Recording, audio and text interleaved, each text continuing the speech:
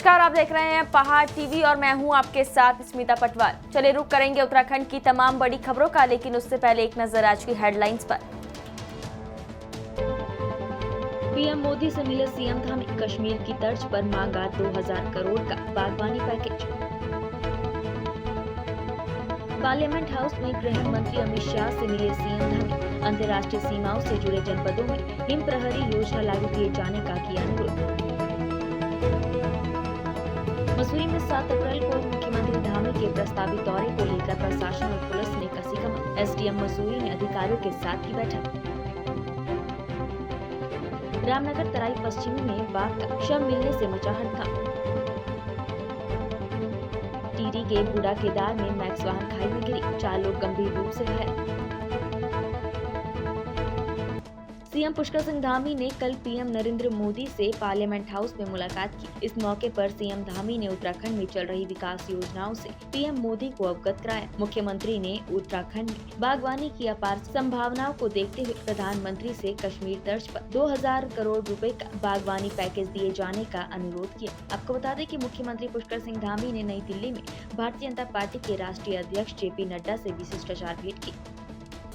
मुख्यमंत्री पुष्कर सिंह धामी ने कल पार्लियामेंट हाउस में केंद्रीय गृह मंत्री अमित शाह से शिष्टाचार भेंट की। उन्होंने केंद्रीय गृह मंत्री से अंतर्राष्ट्रीय सीमाओं से जुड़े जनपदों में हिम प्रहरी योजना लागू किए जाने का अनुरोध किया। मुख्यमंत्री धामी ने कहा कि अंतर्राष्ट्रीय सीमाओं से जुड़े जनपदों के ग्रामों से हो रहे पलायन को रोकने, दैवीय आपदा से राहत और बचाव कार्यों के लिए पुलिस, आईटीबीपी और एसएसबी के सहयोग से सीमा रक्षक दल, हिम प्रहरी दलों का गठन किया जाना प्रस्तावित है। उक्त दल में सम्मिलित व्यक्तियों को प्रोत्साहन भत्ते के रूप में मानदेय प्रस्तावित है। इस पर लगभग 5 करोड़ 45 लाख रुपए का व्यय भार अनुमानित है। इसमें केंद्र का सहयोग निवेदित है। मुख्यमंत्री धामी ने राज्य पुलिस को और अधिक प्रभावी और आधुनिक बनाए जाने के लिए राज्य पुलिस बल आधुनिकीकरण योजना में प्रति वर्ष 20 से 25 करोड़ रुपए का बजट स्वीकृत किए जाने का आग्रह किया। उन्होंने कहा कि अपराध से महामहिम राज्यपाल लेफ्टिनेंट जनरल गुरमीत सिंह ने उत्तरकाशी स्थित राजकीय पुस्तकालय का स्थलीय निरीक्षण किया। महामहिम पुस्तकालय व्यवस्थाएं देख प्रभावित हुए। उन्होंने जिलाधिकारी मयूर दीक्षित के पुस्तकालय स्थापना प्रयासों की सराहना की। राज्यपाल ने पुस्तकालय में उपस्थित छात्र पाठकों से भी वार्ता की। छात्र पाठकों ने बताया कि वो विभिन्न प्रतियोगी परीक्षाओं की तैयारियों के लिए पुस्तकालय में उपलब्ध प्रतियोगी परीक्षाओं संबंधित पुस्तकों के अध्ययन के लिए प्रतिदिन पहुंचते हैं। पुस्तकालय में विभिन्न समाचार पत्र भी पाठकों के पढ़ने के लिए उपलब्ध रहते हैं। इस अवसर पर राज्यपाल ने विभिन्न प्रतियोगी परीक्षाओं की 500 पुस्तकें राजकीय पुस्तकालय को भेंट करने की घोषणा की।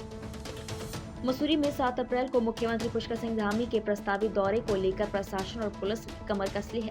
इसको लेकर पुलिस ने सभी व्यवस्थाओं को दुरुस्त करने को लेकर एसडीएम मसूरी नरेश दुर्गापाल ने सभी संबंधित विभागों के अधिकारियों के साथ बैठक कर मसूरी सीओ के साथ मसूरी उप जिला चिकित्सालय और मसूरी टाउन हॉल का निरीक्षण किया। आपको बता दें कि 7 अप्रैल को मसूरी में उप जिला चिकित्सालय में सिटी स्कैन मशीन का लोकार्पण मुख्यमंत्री पुष्कर सिंह धामी द्वारा किया जाना है। मुख्यमंत्री पुष्कर सिंह धामी के मसूरी प्रस्तावित दौरे को लेकर एसडीएम मसूरी और सीओ मसूरी द्वारा अस्पताल और टाउन हॉल का निरीक्षण कर मसूरी देहरादून विकास प्राधिकरण को साफ सफाई के साथ अन्य व्यवस्थाओं को दुरुस्त करने के निर्देश दिए हैं। मसूरी में स्वास्थ्य सुविधाओं को बेहतर किए जाने के लिए लगातार प्रदेश सरकार काम कर रही है, जिसको लेकर मसूरी में पूर्व में 5 बेड का आईसीयू सेंटर स्थापित किया गया। वहीं कैबिनेट मंत्री गणेश जोशी द्वारा उप जिला चिकित्सालय में कर्मचारियों की कमियों को दूर करने के साथ सभी स्वास्थ्य सुविधाओं को बेहतर करने को लेकर डीजी हेल्थ को निर्देश दिए गए थे।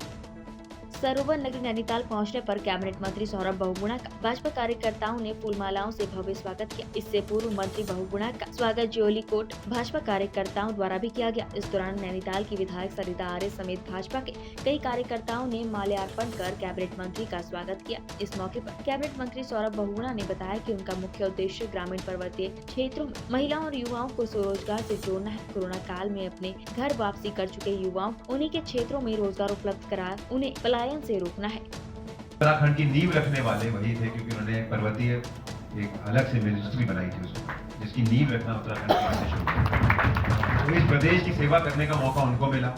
इस प्रदेश की सेवा करने का मुख्यमंत्री के रूप में मेरे पिताजी को मौका मिला और आज कैबिनेट मंत्री के रूप में इसी प्रदेश की सेवा करने का मौका मिल रहा है मुझे।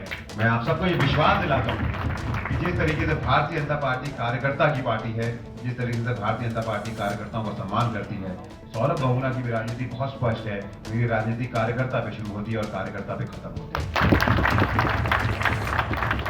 सितारगंज की लगातार 10 साल सेवा करी, 5 साल पिताजी रहे, मैं पूरी विधानसभा देखकर रहा, 5 साल अपने कार्यकाल को देखा और उनका आशीर्वाद था। उनका साथ था, उनका समर्थन था, उनका सहयोग था कि उन्होंने मुझ पर दूसरी बार भरोसा करते मुझे विधानसभा पहुंचाया और उसी का कारण था कि मैं आज कैबिनेट मंत्री के रूप में आपके बीच में बैठा हूं। और मुझे कभी भी मेरी विधान मुझे 2 बार पीछे मुड़ के देखना पड़ता है कि बुला किसको रहे हैं, क्योंकि मुझे खुद आदत नहीं पड़ी है कि मुझे कोई मंत्री जी बोले। तो मैं आप सबसे भी निवेदन यही कर रहा हूँ, मेरा और आपका रिश्ता पारिवारिक होना चाहिए, मेरा और आपका रिश्ता भाई बहन का होना चाहिए, मेरा और आपका रिश्ता एक बुजुर्ग और एक बाप बेटे का होना चाहिए, एक माँ और बेटे का होना चाहिए, क्योंकि कुर्सी आती के साथ जो पारिवारिक रिश्ता मैंने सतारगंज में कायम किया था वही कायम मैं आपके बीच में करने आया हूँ। और मैं आपको ये नंबर है, एक ही व्हाट्सएप नंबर भी है, एक ही नंबर है, आप लोग उससे जरूर उसको फोन करिए। कभी बाई चांस ना उठे तो नाराज मत होइएगा, मैं वापस जरूर फोन करूंगा आपको, ये मैं आपको आश्वस्त करता हूँ। मैं इतना ही कहना चाहूंगा कि अगर आज उत्तराखंड में सबसे ज्यादा धन्यवाद किसको दूंगा तो उत्तराखंड की मातृशक्ति को दूंगा, क्योंकि आज अगर उत्तराखंड में भारतीय जनता पार्टी की सरकार बनी है तो उसमें सबसे बड़ा योगदान अगर किसी का है तो हमारी मातृशक्ति का है।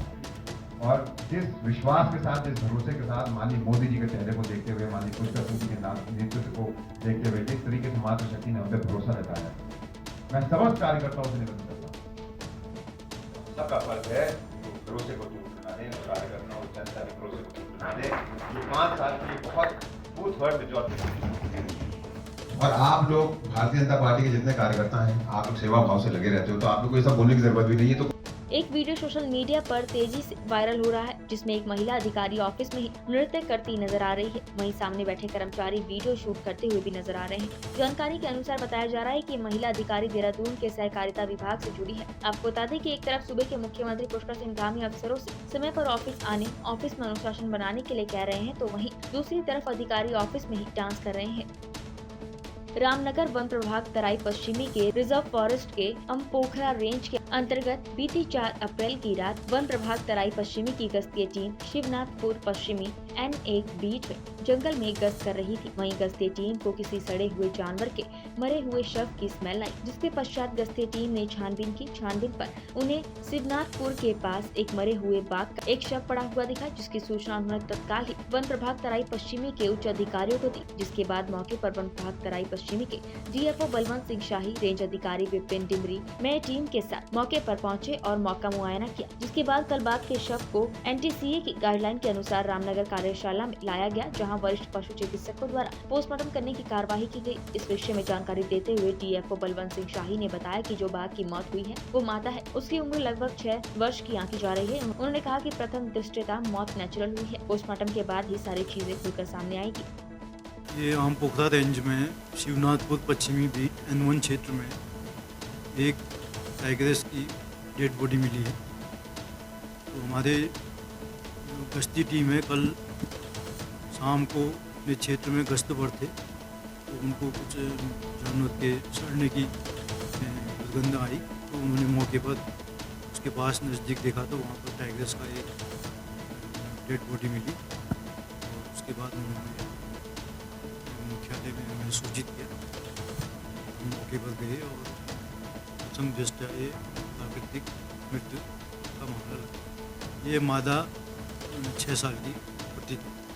विधायक बनने के बाद प्रथम बार कालाडूंगी विधायक बंशीधर भगत ने कॉर्बेट ग्राम छोटी हल्द्वानी के बूथ संख्या 47 में एक बैठक आयोजित कर ग्रामीणों की समस्याएं सुनी। वहीं कुछ समस्याओं का विभागीय अधिकारियों को फोन कर मौके पर निस्तारण भी किया गया। वहीं बंशीधर भगत ने पूरी कालाडूंगी विधानसभा की जनता का प्रचंड बहुमत से जीत के लिए आभार व्यक्त किया। साथ ही उन्होंने कहा कि महिलाओं ने बीजेपी को इस बार भारी मत देकर विजय बनाया। वहीं कॉर्बेट ग्राम समिति के सदस्यों ने विधायक बंशीधर भगत को ज्ञापन सौंपा और कहा कि कॉर्बेट ग्राम छोटी हल्द्वानी जिम कॉर्बेट के गाँव के नाम से सारे विश्व में प्रसिद्ध है। वहीं कालाडूंगी वन क्षेत्र में जंगल सफारी प्रारंभ की जाए, जिससे कालाडूंगी के स्थानीय लोगों को रोजगार का अवसर प्राप्त होगा। उद्देश्य लोगों का धन्यवाद करना है। चुनाव के बाद मैं पहली बार ग्राम बूथ स्तर पर निकला हूं, तो यहीं से शुरू किया है। एक आज बूथ नंबर 47 में बैठे यहाँ के कार्यकर्ताओं से मिले, यहाँ के पदाधिकारियों से मिले, यहाँ की जनता से मिले और उनकी बात सुनी, अपनी बात कही।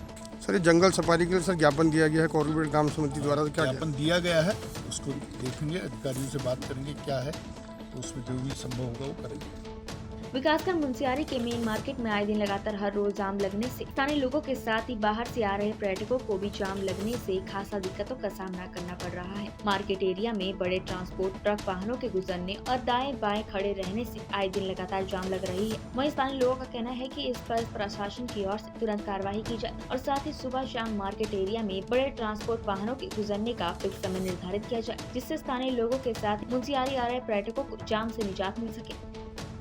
यमुनोत्री विधायक संजय डोभाल ने उत्तरकाशी जनपद के पनौट में कल भारत मजदूर संगठन कार्यालय उत्तरकाशी का विधिवत पूजा अर्चना कर उद्घाटन किया। इस कार्यक्रम में भारी संख्या में पहुंचे श्रमिक और क्षेत्रीय लोगों ने विधायक संजय डोभाल को शॉल भेंट कर माल्यार्पण कर भव्य और जोरदार स्वागत किया। मजदूरों के द्वारा संजय डोभाल को अनेकों समस्याओं से अवगत कराया गया, जिस पर विधायक ने हर संभव मदद करने का भरोसा दिलाया।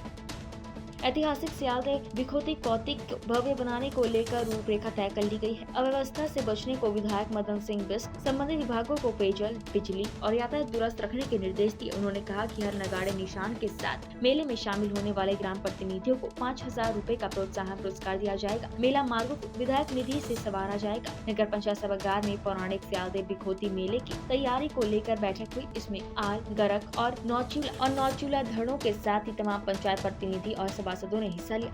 इस दौरान विधायक और मेला समिति संरक्षक मदन बिष्ट का गर्मजोशी स्वागत किया गया। विधायक ने जल संस्थान को मेला स्थल पर पानी के 4 टैंकर भेजने और अतिरिक्त स्टैंड पोस्ट लगाने के निर्देश दिए। 2020 में कोरोना की विकट परिस्थितियों में जनपद पौड़ी में 195 कोरोना फाइटर की नियुक्ति की गई थी, जिनकी सेवाएं 31 मार्च को समाप्त कर दी गई है। इसके विरोध में कल इन सभी कर्मचारियों ने जिला मुख्यालय पौड़ी में जुलूस निकालकर सरकार के खिलाफ अपना प्रदर्शन किया। प्रदर्शन कर रहे स्वास्थ्य कर्मचारियों का कहना है कि कोरोना काल की विषम परिस्थितियों में इन्होंने निस्वार्थ भाव से अपनी सेवाएं दी और जब इनको प्रतिफल देने का समय आया तो सरकार द्वारा इनको बाहर का रास्ता दिखा दिया गया। उन्होंने कहा कि उनकी सेवाएं समाप्त होने से उनके परिवार के ऊपर आर्थिक संकट आ गया है और वो सरकार से मांग करते हैं कि सरकार इनकी सेवाओं को विस्तार दे। वहीं स्वास्थ्य कर्मचारियों का कहना है कि वो अपनी मांगों को लेकर प्रदर्शन कर रहे हैं और अगर सरकार उनकी मांग पर जल्द कोई ठोस कदम नहीं उठाती है तो सभी सरकार के खिलाफ उग्र आंदोलन करने के लिए विवश हो जाएंगे, जिसकी जिम्मेदारी प्रदेश सरकार की होगी। कि कई परिवारों की जो आर्थिक स्थिति इसी से चल रही थी और अचानक से हमको हटा दिया गया है।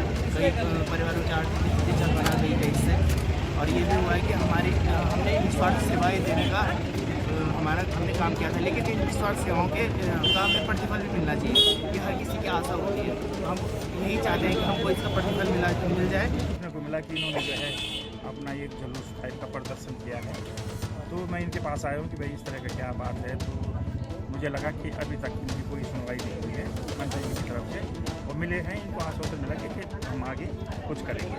तो मैं इनसे यही आग्रह किया, मैंने सभी ये जो अपने छोटे भाई जो कर्मचारी हैं यहाँ के, तो मैंने इनसे यही आग्रह किया है कि आप इस समय जो है, ठीक है आज सांकेतिक रूप में धरना हो गया, जुलूस निकल गई, रैली निकल गई है, आगे आप अपने सरकार से और मंत्री जी के पास जाकर अपनी बात रखें और इसका उचित सॉल्यूशन निकालें। कि मैं मंत्री जी से स्वयं भी बात करूंगा और मुख्यमंत्री जी से भी इस संबंध में बात करूंगा।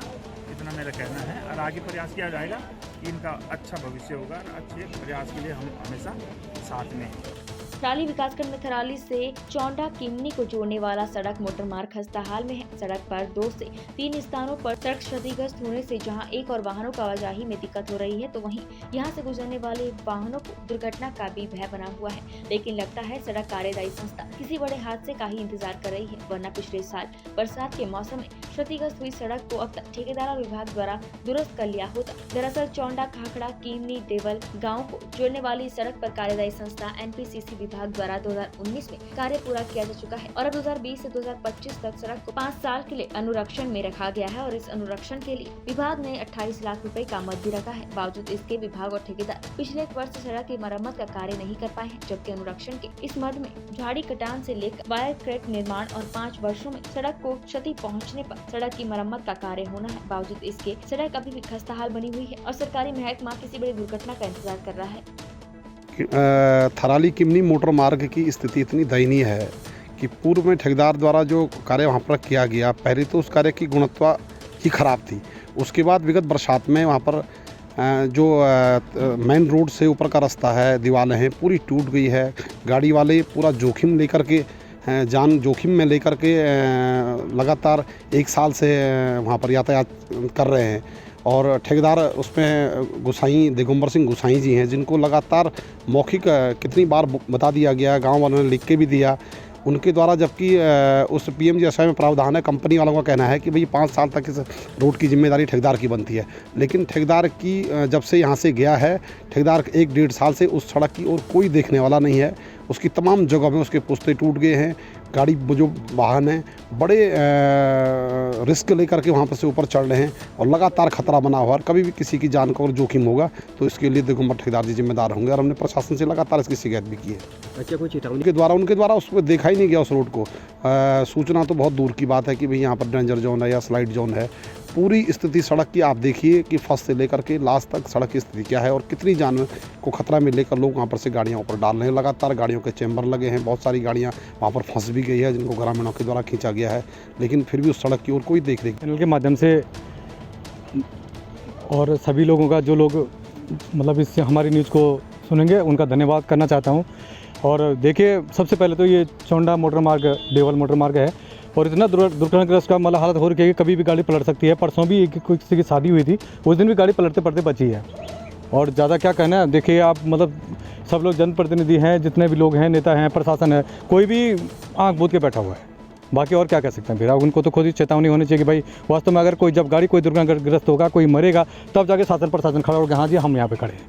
उसके बाद अन्यथा कोई आ नहीं रहा है। 108 कर्मी शेखर और अक्षय, जो हरिद्वार में 108 में EMT और पायलट के तौर पर कार्यरत हैं, इन दोनों के द्वारा बीती 4 अप्रैल को इमरजेंसी केस के दौरान उनको एक अनकॉन्शियस मरीज मिला, जिसको लेकर वह हरिद्वार जिला अस्पताल पहुंचे। तलाशी के दौरान व्यक्ति के जेब से 58,000 कैश, एक ब्रांडेड फोन, ब्रांडेड घड़ी बरामद हुई। व्यक्ति के साथ कोई नहीं था। शेखर और अक्षय चाहते तो ये अपनी नीयत खराब कर सकते थे, पर दोनों ने ईमानदारी का परिचय देते हुए सभी सामान और कैश पुलिस को सुपुर्द कर दिया। अस्पताल में व्यक्ति को मृत घोषित कर दिया गया। बाद में उसकी ID की मदद से उसके परिजनों को बुलाकर सारा सामान सुपुर्द कर दिया गया। शेखर और अक्षय को उनकी ईमानदारी के लिए 108 के GM अनिल शर्मा ने दोनों को मुख्यालय बुलाकर सम्मानित किया। टिहरी के बालगंगा तहसील के बूढ़ा केदार क्षेत्र में एक बड़ा सड़क हादसा हुआ है, जहां नागेश्वर सौर लाटा मोटर मार्ग पर एक मैक्स वाहन गहरी खाई में जा गिरी। हादसे में 4 लोग गंभीर रूप से घायल हो गए हैं, जिन्हें नजदीकी अस्पताल पहुंचाया गया। आपको बता दें कि एक मैक्स वाहन 7 सवारियों को लेकर अपने गंतव्य की ओर जा रहा था, तभी नागेश्वर सौर लाटा मोटर मार्ग पर लाटा गेट के पास मैक्स वाहन अनियंत्रित हो गई, जिससे वाहन सीधे खाई में जा गिरी, जिसमें 4 लोग घायल हो गए, जिन्हें PHC बेलेश्वर ले जाया गया, जहाँ उनका इलाज चल रहा है। बताया जा रहा है कि वाहन ऋषिकेश जा रहा था। हादसे में 3 लोगों को मामूली चोटें आई है। पुलिस मामले की जांच में जुट गई है। साथ ही हादसे का कारणों का पता लगाया जा रहा है। पुलिस की माने तो घटना के बाद से चालक फरार चल रहा है।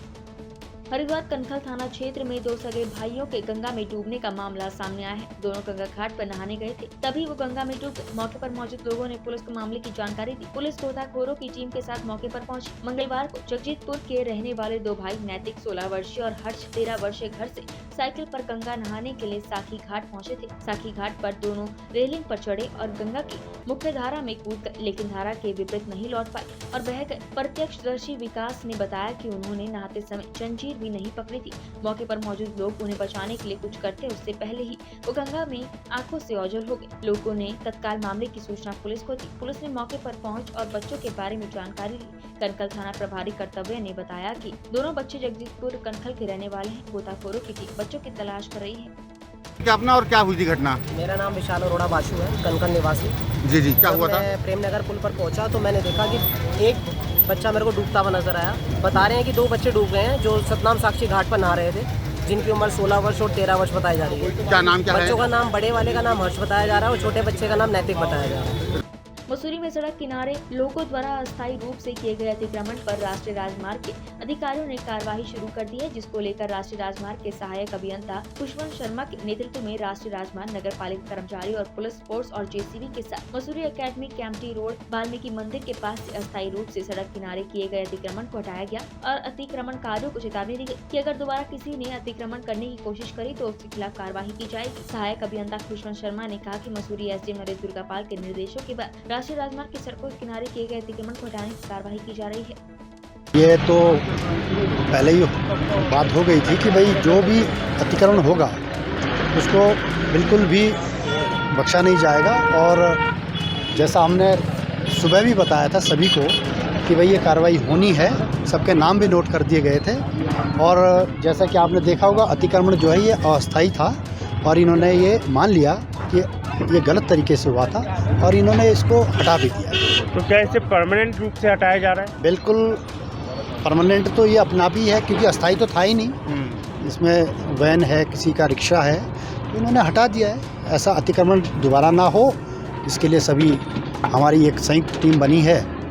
एसडीएम साहब ने अभी हमारे साथ फोर्स भेजी है और ये आगे भी कार्रवाई रहेगी। और जगह किस तरीके से, खासकर अगर टिहरी बाईपास की बात कर ली अभी जाए, जैसे जगह जगह हमारा किसी ने निर्माण सामग्री छोड़ी है, तो इसके लिए बाकायदा डंपर और जेसीबी का प्रयोग करते हुए इनको हम हटाएंगे।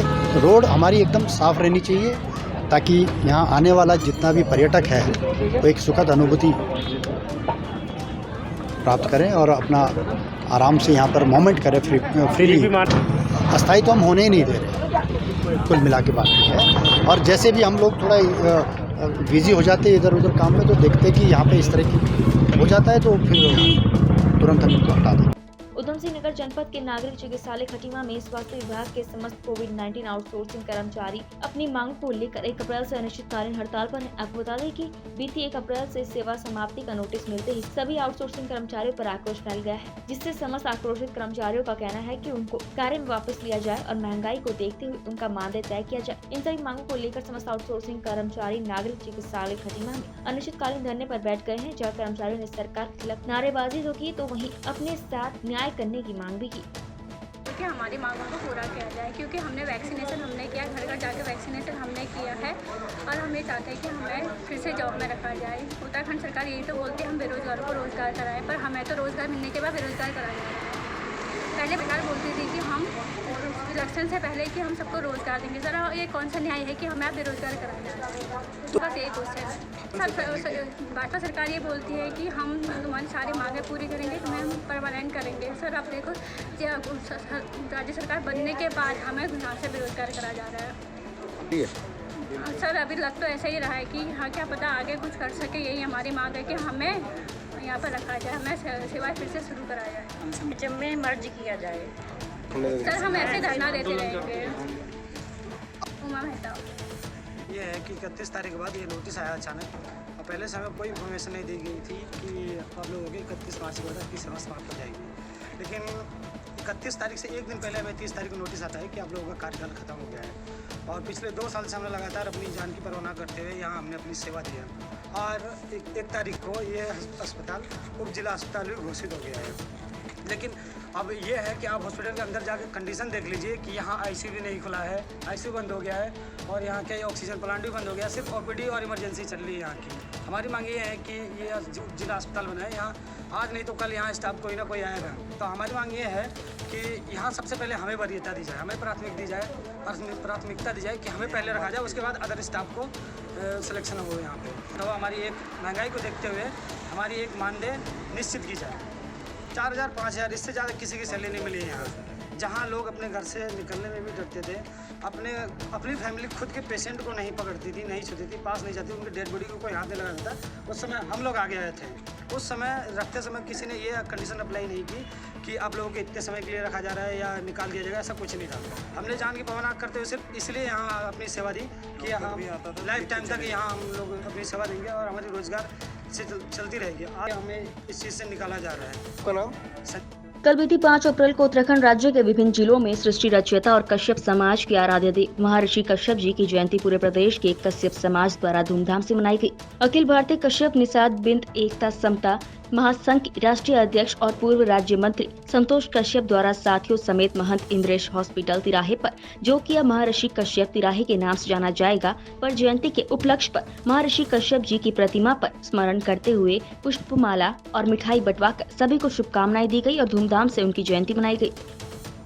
उत्तराखंड की तमाम बड़ी खबरों में फिलहाल इतना ही। बाकी खबरों के लिए देखते रहिए पहाड़ टीवी। नमस्कार।